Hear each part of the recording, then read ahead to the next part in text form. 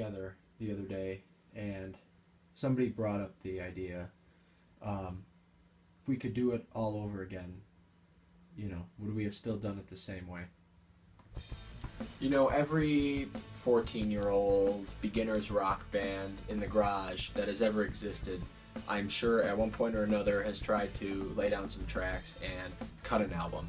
And we didn't want to do that. We knew that, there's a lot of noise out there, and we wanted to make something, for lack of a better term, great.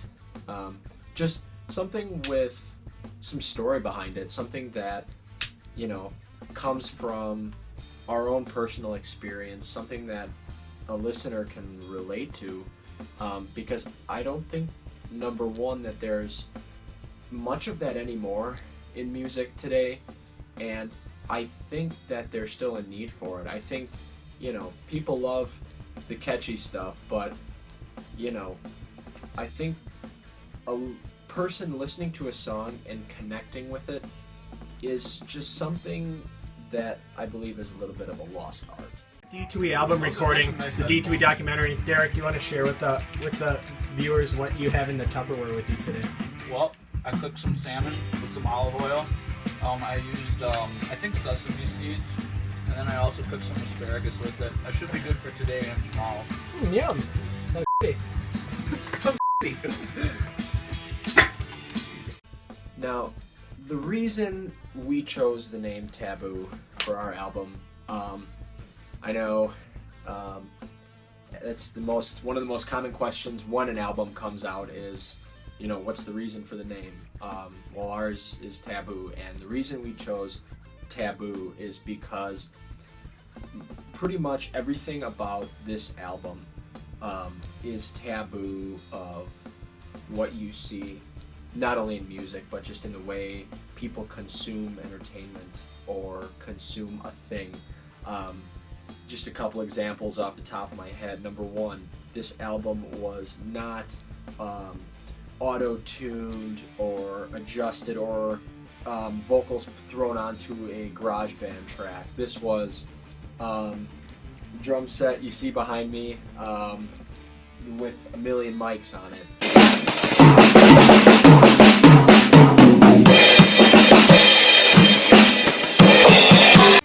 Everything's raw. I mean, obviously there's a few basic effects, but it's the core and essence of our band, and it's very, very, very, very similar to what you will see live.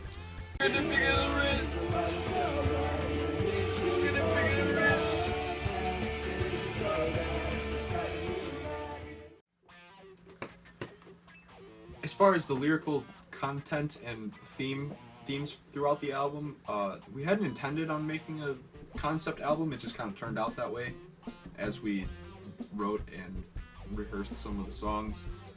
I don't want to reveal too much about it. You can listen to it and figure it out on your own, but it's about life, it's a certain person's story through love, lost love, good friends, a lot in between. And beer. And as the songs came together more, we refined them and cleaned up rough parts that were recorded and whatnot. And I think the songs are a little more towards the simple side structurally and technically, but that's just because it's our first go at this whole songwriting thing. I think we're only gonna get better from here, and I can't wait to hear what we make after this. After the last chorus it finishes, it's just you and me playing the verse part one more time.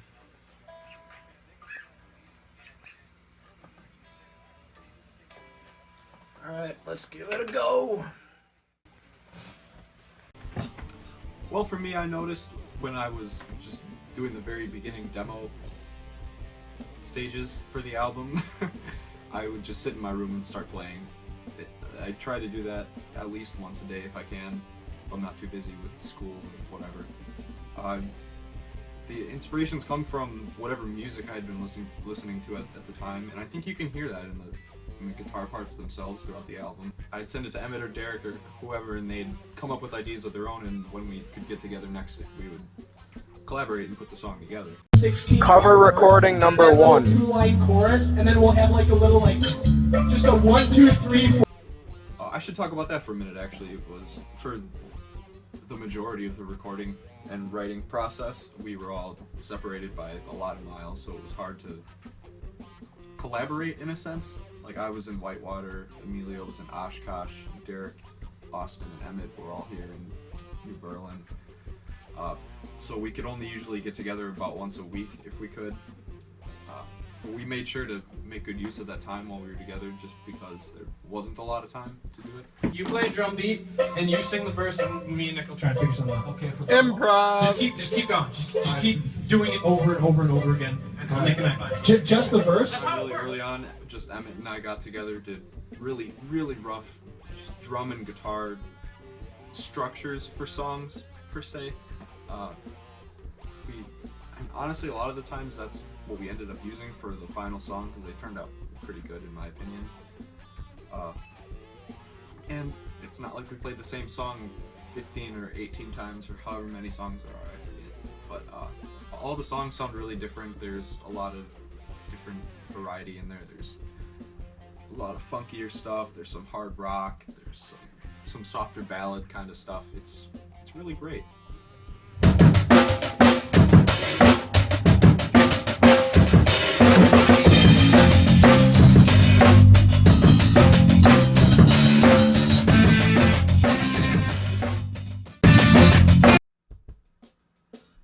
Hello.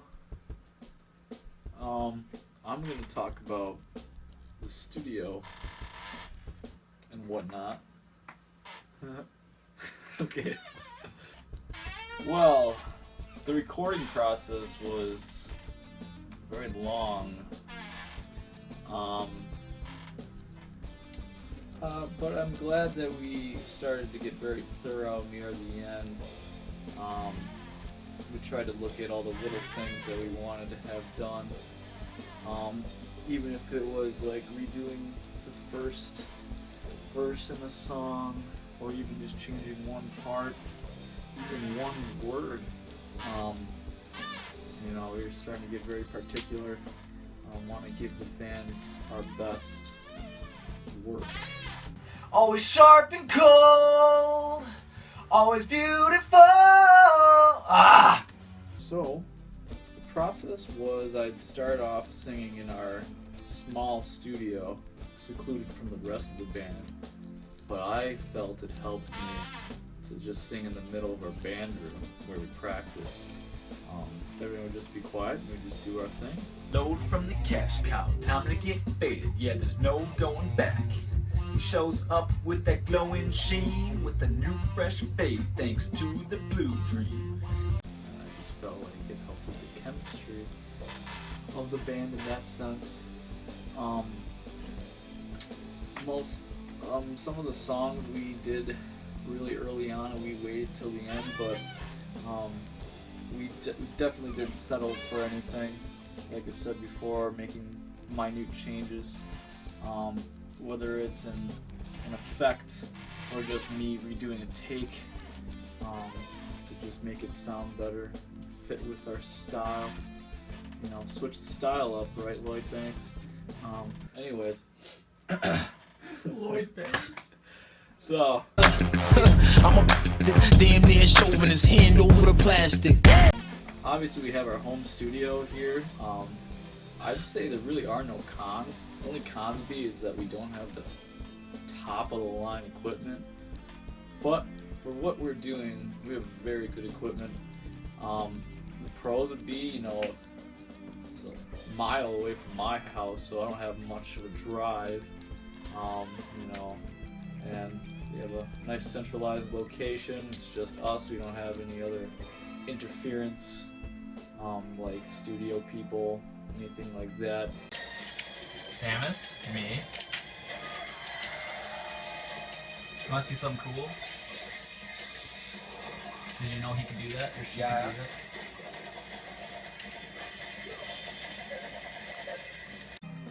I guess another con would be that we don't really we have to bring people in to get their opinion. Like if we want just someone on the outside looking in. You know, but other than that, we are all in pretty constant communication, and then we're in the studio at home. We can just talk about it after a take, see what we did wrong, what we like to fix, what we don't need to change at all. And that's really what's great about having our home studio.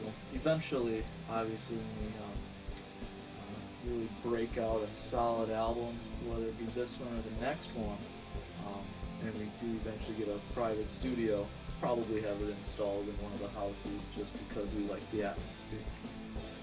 So we don't really want to change that aspect of our band.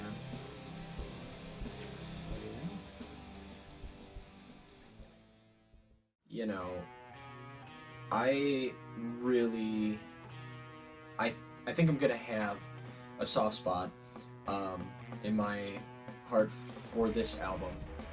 Not because of the specific music in it per se, but because of the way in which it was able to happen.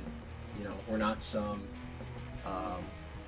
platform shoe wearing, you know, hair metal, you know, rock gods. We're not. We're just, you know, 5 dudes from Wisconsin, and we're all, you know, like a family.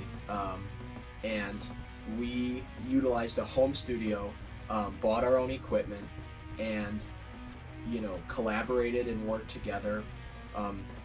You know, everybody has different tastes, but we took them all and threw them in a musical Cuisinart and made a really, really cool album. And I think that is something, and I know we've mentioned this just in talking, it's something that not a lot of people get to experience nowadays. Collaborating, working, spending months and months and months working super hard on something, and especially an album that's going to be heard by other people and enjoyed by other people, and actually having it come to fruition. So, you know, I think as long as people are listening to it, I think it's going to be something that we look back on as musicians as one of our greatest accomplishments.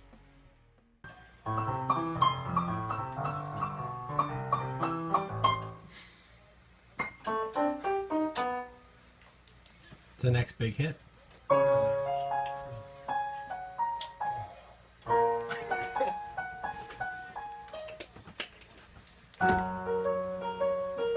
Oh, you know that trick? Yeah. Make people think you can play piano? Well, you actually can, I think.